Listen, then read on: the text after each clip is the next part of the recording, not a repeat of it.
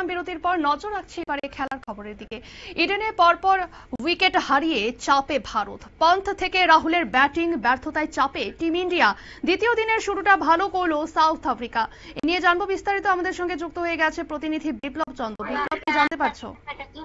দেখো, যে আজকের যে দ্বিতীয় দিনে যে ইডেনের উইকেট, এই ইডেনের উইকেটে কিন্তু ভারতীয় দল ইতিমধ্যে লিড নিয়েছে, অর্থাৎ 159 রানে যেখানে দক্ষিণ আফ্রিকার পতন ঘটেছিল সেই জায়গায় দাঁড়িয়ে এখন কিন্তু ভারতীয় সংগ্রহ 5 উইকেটে 170 রান, অর্থাৎ ভারতীয় দল প্রায় 21 রানে লিড নিয়েছে। তবে সেই ক্ষেত্রে যেটা দিনের শুরুতে কিন্তু ভারতীয় দলের ব্যাটসম্যানরা কিন্তু সে জায়গায় নিজেদের তুলে ধরতে পারেনি এবং কে এল রাহুল 39 রানে, ওয়াশিংটন সুন্দর 29 রানে কিন্তু প্যাভিলিয়নে ফিরেছে এবং ঋষভ পন্থ 27 রান করেছে। যদিও বর্তমানে মিডল অর্ডারে কিন্তু রবীন্দ্র জাদেজা উইকেটে রয়েছে 39 বলে 26 রান এবং সেখানে আকাশদীপ শর্মা অপরাজিত 2 রানে রয়েছে।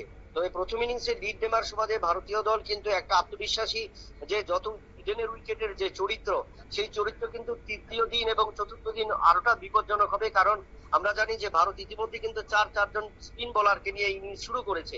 তো সেই জায়গায় আজকে যদি ভারতীয় দল কম 200 বা 250-এর মধ্যে আটকে যায়, সেই জায়গায় কিন্তু আগামীকালকে বা আজকের দিনের অন্তিম লগ্নে কিন্তু দক্ষিণ আফ্রিকাকে অনেকটাই চাপে পড়তে হবে ভারতীয় পেস বোলারদের সামনে। তবে এটা বড় চ্যালেঞ্জ, এখন দেখার যে ভারতীয় ব্যাটসম্যানরা কতটা নিজেদের রানকে টেনে নিয়ে যায়। ধন্যবাদ বিপ্লব। এখন দেখার ভারতীয় ব্যাটসম্যানরা নিজেদের কতটা ভালো পারফরমেন্স করে দেখায়। এবং এখানে শুভমান গিল থেকে ঋষভ পন্থ ব্যাটিং ব্যর্থতার পরও রাহুলও চাপে ফেলেছে টিম ইন্ডিয়াকে। নিয়ে নিচ্ছে ছোট্ট একটি বিজ্ঞাপন বিরতি, সঙ্গে থাকুন।